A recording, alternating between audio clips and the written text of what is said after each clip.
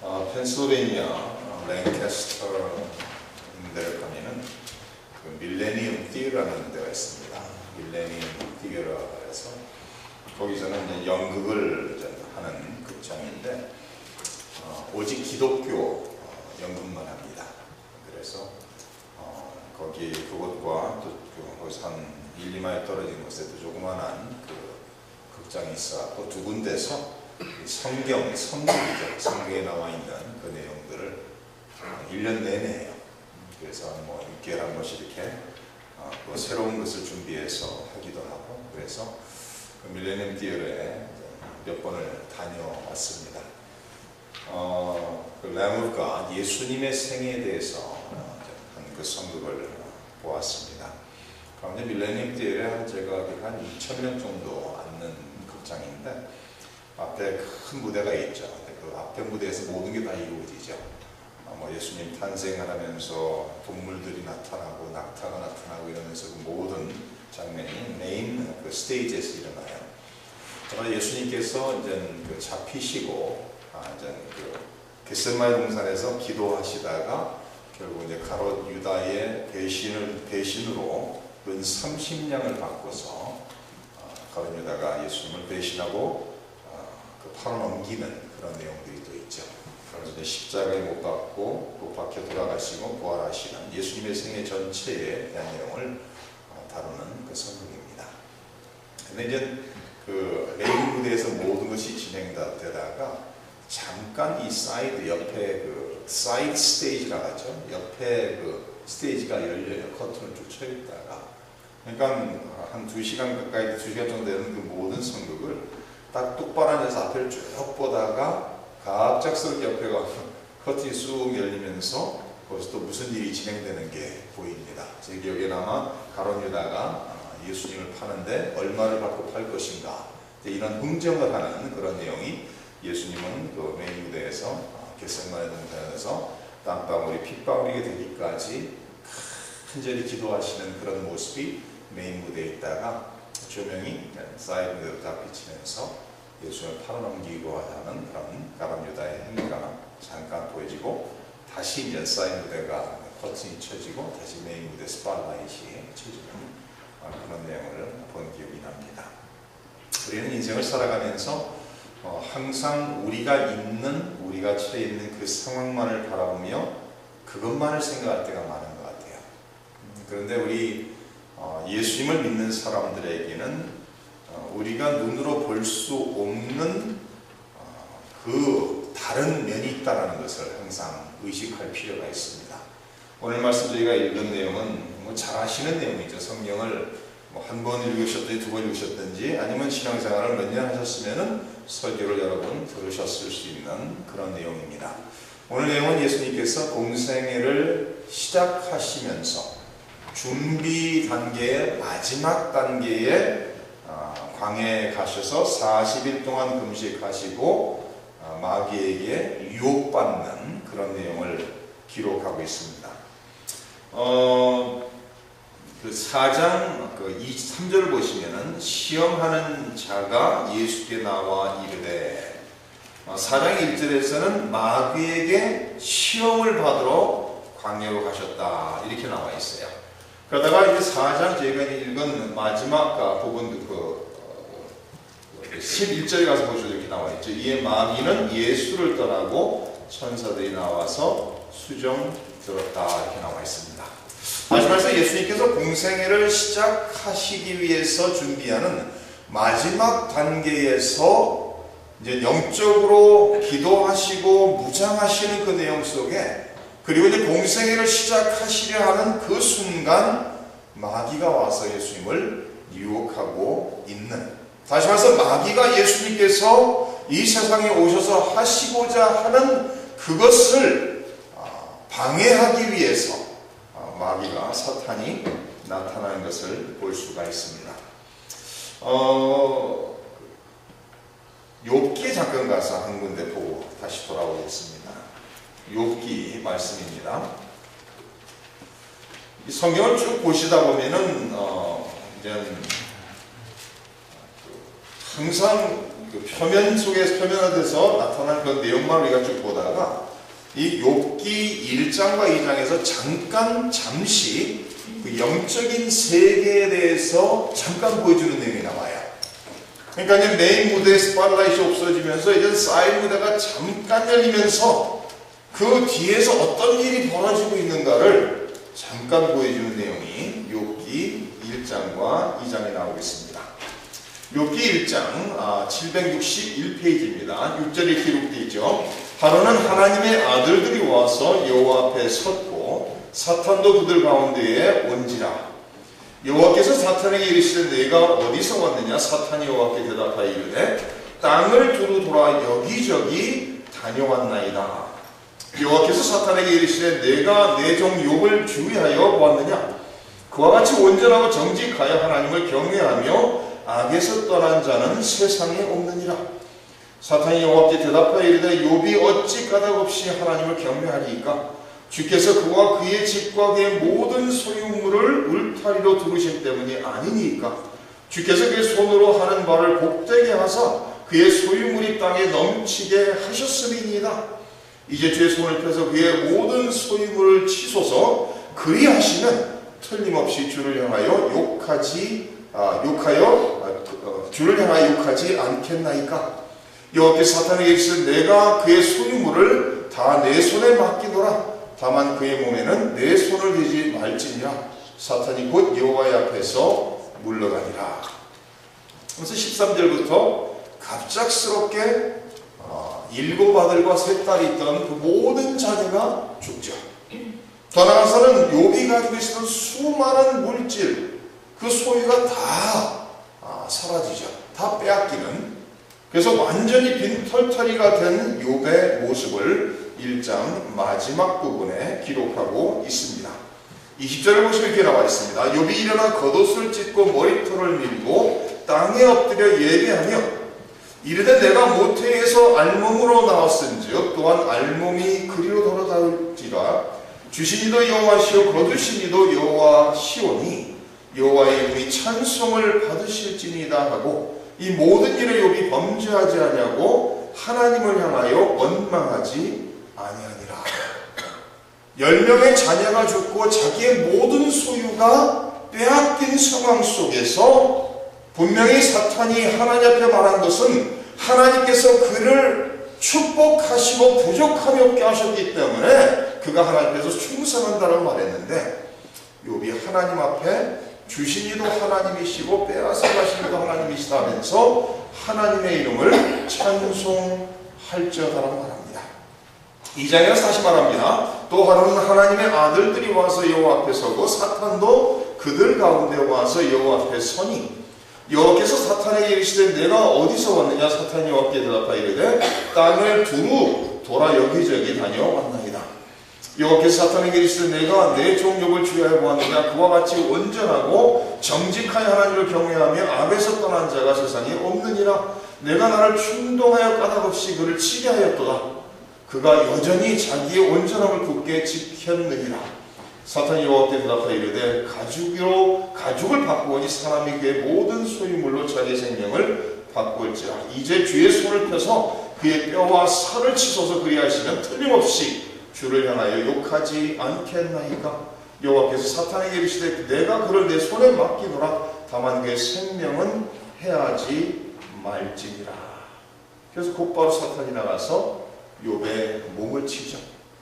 그래서 사탄이 여호와 앞에서 물러가서 욥을 쳐서 그의 발바닥에서 정수리까지 종기가 나게 한지라. 욥이 제 가운데 앉아서 질글조각을 가져다가 몸을 긁고 있더니 그의 아내가 그에게 이르되 당신이 그래도 자기의 온전함을 굳게 지키느냐? 하나님을 욕하고 죽으라.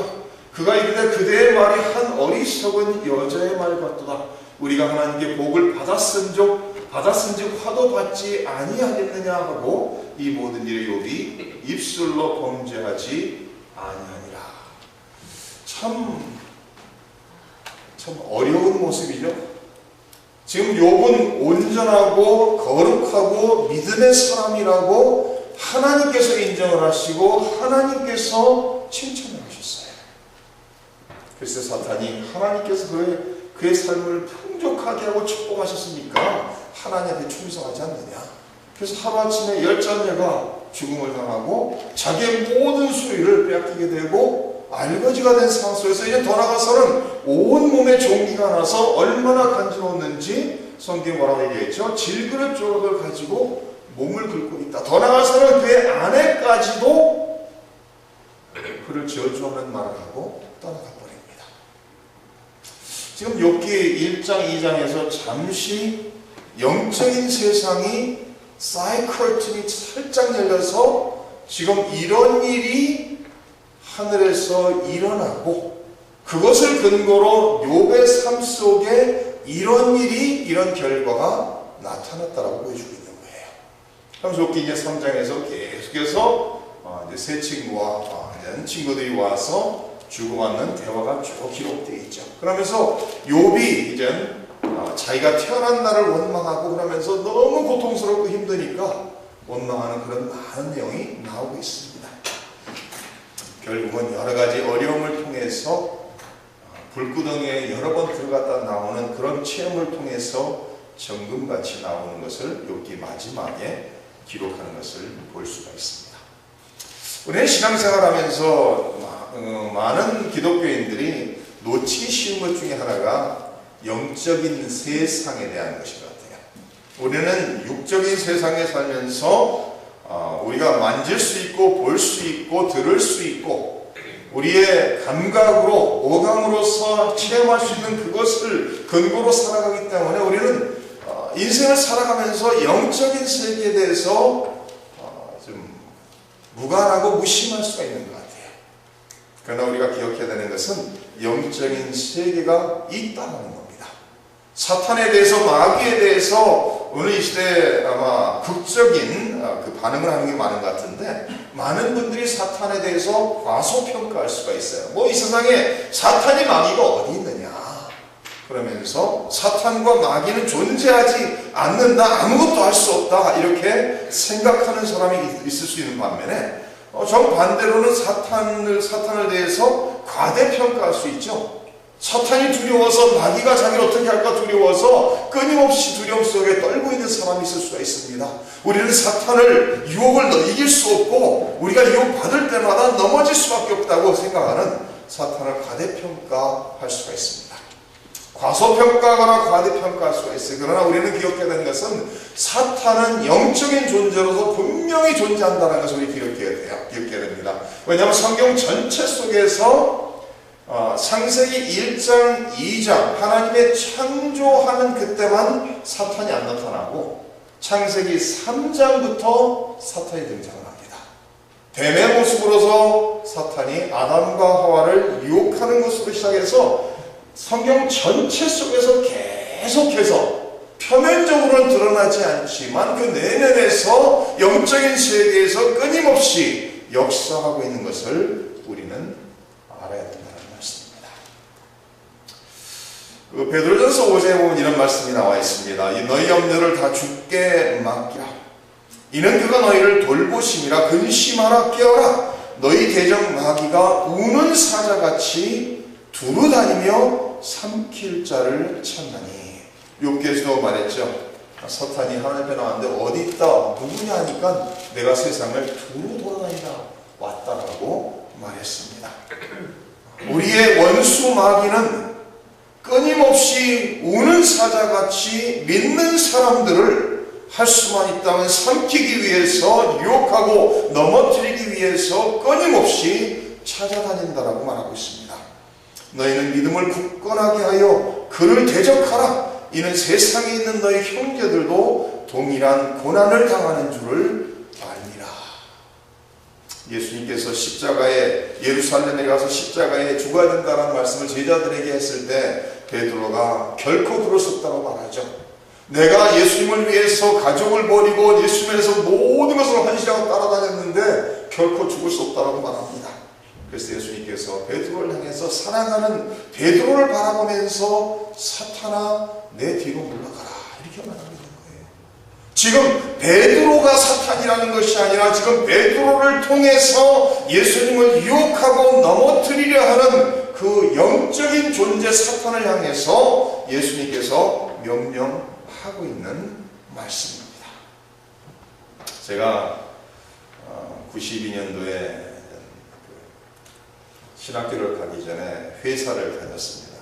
이렇게 회사 생활을 잠깐 했었는데 한국 회사를 들어갔는데 신입사원이 들어왔다고 그날 저녁에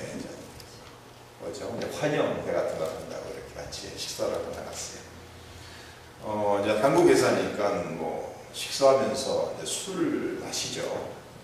그러면서 새로 우리 회사에 들어온 환영한다 그러면서 이제 사장님께서 술을 다 건네주시는 거예요. 근데 제가 거기서 저는 술을 안 마십니다. 제가 그랬어요. 그러니까 기분 나빠하시면서 이게 뭐 이거 많이 마시라는 것도 아니고 딱 한 잔만 같이 좀 분위기에 맞춰서 한 잔 마시자는 건데 마셔라. 잘 안 마십니다. 그래서 한 두세 번을 이렇게 안 마신다 하니까 분위기가 이상해졌어요. 전부 다 흥겨운 분위기에서 식사하면서 맥주 한 잔씩 마시면서 기분이 다 좋은데 제가 저 뻣뻣이 서갖고 안 마신다라고. 저는 술 안 마십니다. 그러니까 좀 언성이 높아집니다. 아니 사장이 마시라는데 한 잔 정도도 못 마시냐고.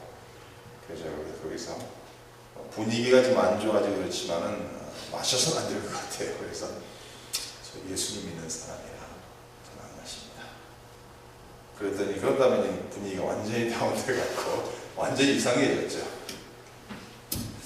그 다음부터는 회식하다 가면 저는 안 불러요. 저만 딱 빼놓고 저 데리고 가면 분위기가 이상하니까 재미가 없으니까 그 다음부터는 절대 술 마시라고 권하지를 않더라고요. 근데 만약에 제가 거기서 그 상황에서 그냥 받아서 한 잔 마실 수 있겠죠. 목사 안수 받은 것도 아니고 신학교 간 것도 아니고 마실 수 있었을 것 같아요. 그런데 만약에 마셨다면 그 회사를 다니는 동안 회식할 때마다 안 마실 수가 없었을 것 같아요. 그럼 술의 성격이라는 게 뭐 한 번 마시면은 한 잔에 끝납니까? 두 잔 마시고 세 잔 마시고 이렇게 되죠. 거기서 내가 만약에 더 예수님처럼 담대했다면은 사탄아 이렇게 나갔을지 몰라요. 사탄아 물러가라. 그러면 금방 잘렸겠죠. 회사에서 그냥 저런 미친놈이 정신 나간 놈이 있는가 하면서 사장을 향해서 사탄아 물러가라 하면 그냥 잘리죠. 그냥. 근데 우리가 인생을 살아가면서 유혹이 항상 있다는 것을 기억하셔야 돼요. 항상. 왜냐하면 예수님을 믿고 신앙생활을 열심히 잘하려고 하면 할수록 유혹이 더 많아집니다. 성도님도 그런 체험하시죠? 성경을 한 달 동안 안 볼 때는 아무렇지도 않아요. 근데 한 달 동안 덮어놨다가 이 목사가 성경 보라고 하니까 먼지를 쫙 펴고 내가 오늘 시간이 남으니까 성경이나 한번 보자. 그 성경을 딱 폈어요. 마태복음 1장을 딱 폈는데 웬 놈의 이름이 많이 나오니까 누가 누굴 낳고 왜 자꾸 낳고만 나와요. 마태복음 1장이 끝나기 전에 하품하기 시작합니다. 그죠? 그래서 마태복음 한 반 정도 읽고서 아이고 졸려 그러고 잠을 자요. 그 다음날 또 일어나서 내가 오늘 또 성경을 보리라고 딱 강한 마음으로 성경을 딱 펴서 보기 시작합니다. 딱 몇 구절 읽기 시작하니까 전화가 따르르 와요. 오랜만에 친구가 야 오늘 저녁 먹자 지금 만나자. 아니 몇 년 동안 전화 안 오도 내가 왜 전화가 오는지 방해받는 그런 요소를 체험하게 됩니다. 영적으로 우리가 하나님 앞에서 바로 서기 위해서 우리가 대충 타협하면서 대충 살아가면은 그런 유혹 별로 없을 수가 있어요. 왜냐하면 대충 타협하면서 죄를 여기저기서 대충 지면서 살아가니까 유혹받을 일이 없을 수도 있어요. 그러나 예수님 믿고 우리가 하나님의 자녀로서 거룩하신 하나님의 자녀로서 나도 거룩하게 살아야 된다는 하나님의 말씀을 붙잡고 믿음으로 살겠다라고 우리가 결심하고 열심히 하겠다고 생각하는 그 순간 유혹이 끊임없이 올 수가 있는 것을 우리는 항상 기억해야 됩니다. 그 야고보서 1장에 이런 말씀이 있습니다. 좀 잘 들으시면 좋을 것 같아요. 거기에 한국말 번역에 조금 문제가 있어요. 여기는요. 한번 잘 들어보세요. 야고보서 1장 13절입니다. 사람이 시험을 받을 때에 내가 하나님께 시험을 받는다 하지 말지니 하나님은 악에게 시험을 받지도 아니하시고 친히 아무도 시험하지 아니하시느니라. 오직 각 사람이 시험을 받는 것은 자기 욕심에 끌려 미혹됨이니 욕심이 잉태한즉 죄를 낳고 죄가 장성한즉 사망을 낳느니라. 근데 우리가 창세기 22장 가보면 뭐라 나와 있죠? 하나님이 아브라함을 시험하사 이렇게 나와 있어요. 아니, 하나님은 시험을 받지도 않고 시험을 하시지도 않는다라고 해서 야고보서에 기록되어 있는데 창세기 가서는 하나님께서 아브라함을 시험했다라고 나와 있습니다. 근데 이 성경을 보시다 보면은 영어로는 단어가 다르게 나와요. 이 창세기 22장에 나오는 단어는 테스트란 단어죠, 그죠? 테스트란 단어고 야고보서 1장에 나오고 있는 단어는 temptation이란 단어예요. 그러니까 하나님께서 아브라함의 믿음의 상태를 시험하시는 것이고, 지금 야고보서 1장에서 얘기하고 있는 것은 유혹이라는 단어예요. 유혹. 그러니까 하나님께서는 사람을 유혹하지도 않고 유혹받으실 수도 없다는 것입니다. 그럼 유혹과 시험의 차이가 무엇이냐? 시험은 하나님께서 하나님의 백성들을 더 굳건한 믿음 위에 세우기 위해서 하나님이 하시는 것이고, 유혹은 사탄이 하나님의 자녀들을 넘어뜨리기 위해서 죄에 빠지게 하기 위해서 사탄이 던지는 거예요. 그러니까 하나님께서는 유혹을 안 하신다는 것이, 유혹을 받을 수도 없고 하나님은 하시도 않는다고 말씀하시면서 각 사람이 유혹을 받는 것은 자기 욕심에 끌려 미혹된다 이렇게 말하고 있습니다.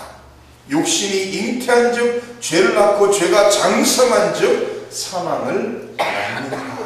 다시 말해서 많은 사람이 왜 유혹을 받아 유혹에 넘어가느냐? 자기의 욕심의 문제라는 거예요. 자기의 욕심에 이끌려서 유혹을 받고 그 유혹에 넘어가 죄를 짓게 됐고, 이 마음속에 욕심이 잉태하고 욕심을 통해서 죄를 낳고 죄를 통해서 사망을 낳는다라고 성경은 말하고 있습니다. 오늘 말씀 속에서 예수님께서 자세히 보시면은 그때 예수께서 성령에게 이끌려 이렇게 나와 있어요. 공생애를 시작하기 바로 직전에 마지막으로 준비하는 단계에서 성령님께서 예수님을 인도하고 있다는 거예요. 성령에게 이끌려서 마귀에게 시험을 받으러 광야로 나갔다라고 얘기합니다. 누가복음 4장에 같은 내용을 기록하면서 이렇게 말합니다. 누가복음 4장 1절에 예수께서 성령의 충만함을 입어 요단강에서 돌아와서 광야에서 40일 동안 성령에게 이끌리셨다. 좀 구체적으로 표현되어 있죠. 예수님께서 성령에게 충만함을 입어 요단강에서 돌아와서 광야에서 40일 동안 성령에게 이끌리셨다. 광야에서 40일을 금식하시며 기도하시는데 누가 예수를 인도했다고요? 성령님이 인도하셨다는 거예요. 성령으로 충만하여 성령의 인도하심 속에서 기도하시고 금식하셨다라고 성경은 기록하고 있습니다. 우리 예수님께서는 성령으로 잉태되셨죠. 예수님만이 여자의 후손으로서 남자의 씨가 필요 없이 성령의 능력으로 마리아에게 잉태되어서 예수님만이 원죄가 없이 세상에 태어나셨습니다. 성령으로 충만하신 예수님, 성령으로 잉태돼 성령으로 충만하신 예수님. 요한복음이 이렇게 기록하고 있습니다. 하나님이 보내신 이는 하나님의 말씀을 하나니 이는 하나님이 성령을 한량없이 주시느니라. 우리 예수님은 성령으로 완전히 지배받고 사로잡힌 삶을 사셨다라고 성경은 기록하고 있습니다. 에베소서 5장에 보면 이런 말씀이 있죠. 술 취하지 말라. 이는 방탕한 것이니 오직 성령으로 충만함을 받으라. 그러면 좀 술 좋아하시는 분들은 취하지 말랬지 마시지 말라고 안 했다. 술 좋아하시는 분들이 성경을 잘 아죠. 연구를 많이 하셔갖고 취하지 말라고 안 했지 근데 잠언서 가서 보시면은요, 제가 영어로 얘기를 하는데 when wine sparkles, 포도주가 반짝반짝거릴 때 쳐다보지도 말라, 이런 말씀이 나와 있어요. 다시 말해서 아예 멀리하라는 말씀이겠죠. 왜 술 취하지 말라? 술 취함은 방탕함으로 인도한다. 술 취함은 죄악으로 인도함을 받을 수 있다. 그러지 말고 예수님 믿는 하나님의 백성들은 성령으로 충만하라.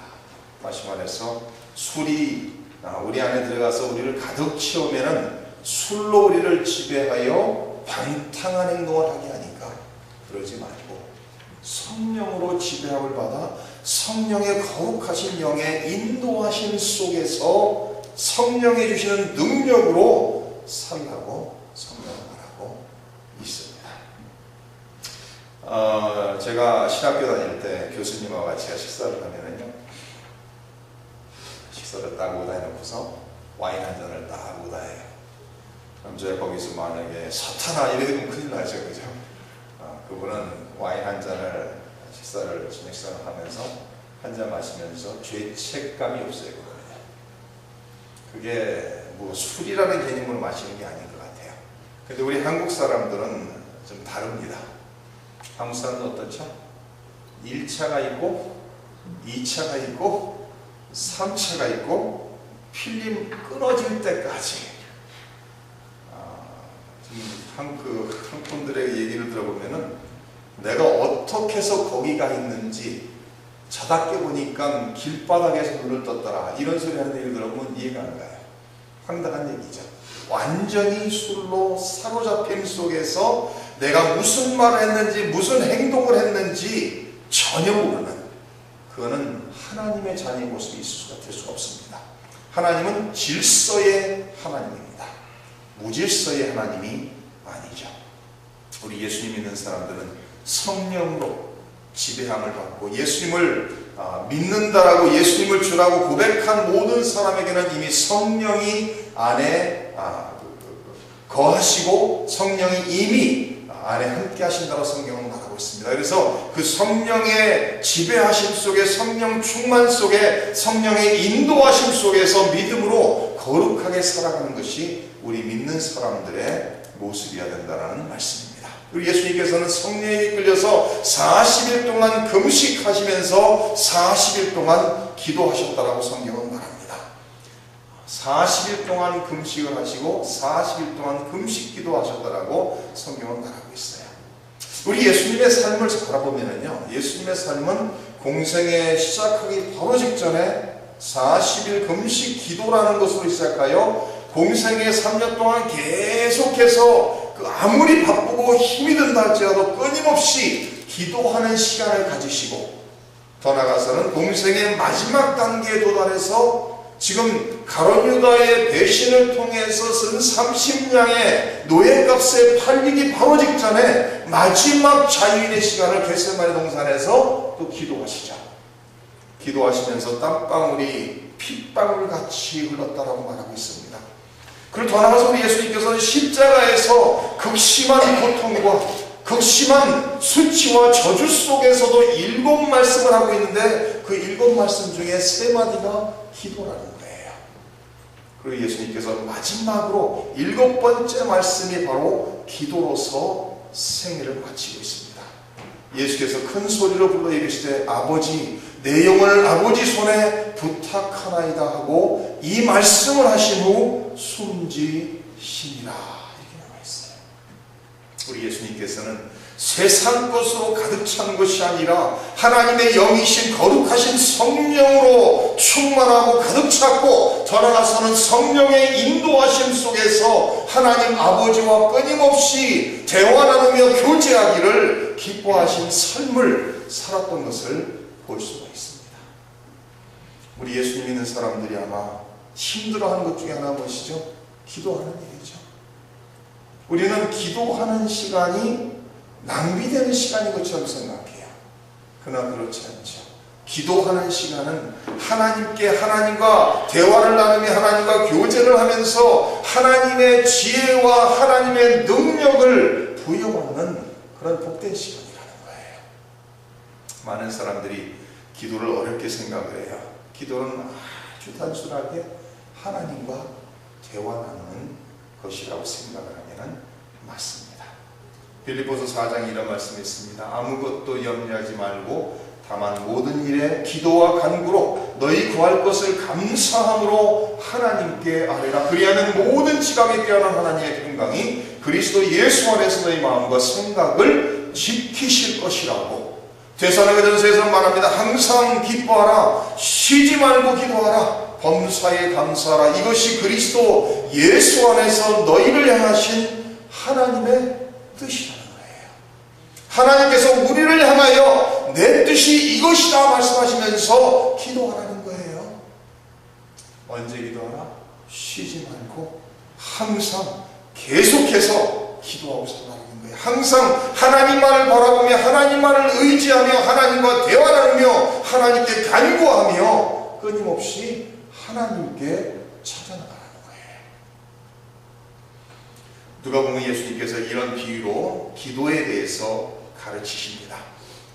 누가복음 18장에 예수께서 그들에게 항상 기도하고 낙심하지 말아야 할 것을 비유로 말씀하여 이르시되, 어떤 도시에 하나님을 두려워하지 않고 사람을 무시하는 한 재판장이 있는데 그 도시에 한 과부가 있어 자주 그에게 가서 내 원수에 대한 나의 원한을 풀어주소서 하되, 그가 얼마 동안 듣지 아니하다가 후에 속으로 생각하되 내가 하나님을 두려워하지 않고 사람을 무시하나 이 과부가 나를 번거롭게 하니 내가 그 원한을 풀어주리라. 그렇지 않으면 늘 와서 나를 괴롭게 하리라 하였느니라.